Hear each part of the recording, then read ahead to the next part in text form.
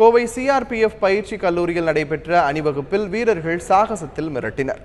கோவை துடியலூரை அடுத்துள்ள ராக்கிபாளையத்தில் மத்திய reserve police படை பயிற்சி கல்லூரி உள்ளது.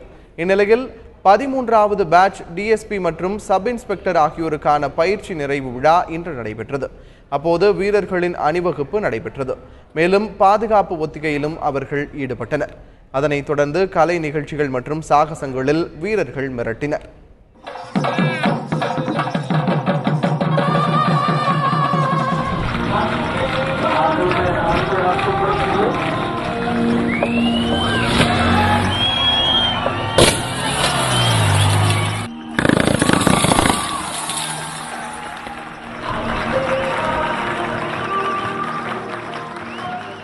இந்த நிகழ்ச்சியில் சிறப்பு விருந்தினராக கலந்து கொண்ட இந்தியாவில் உள்ள அனைத்து சிஆர்பிஎஃப் பயிற்சி கல்லூரியின் தலைவர் விசி யாதவ் சிறந்த வீரர்களுக்கு பதக்கம் அணிவித்து கௌரவித்தார். பின்னர் பேசிய அவர், மத்திய ரிசர்வ் போலீஸ் படையில் பெண்களுக்கு முக்கியத்துவம் அளிக்கும் வகையில் அனைத்து நடவடிக்கைகளும் எடுக்கப்பட்டு வருவதாக கூறினார். மேலும் மாவோயிஸ்ட் ஊடுருவலை தடுக்கவும் தொழில்நுட்ப உத்திகள் மேற்கொள்ளப்படுவதாகவும் அவர் குறிப்பிட்டார். As of now, we are not deployed in Kerala. We go on the request of the state governments.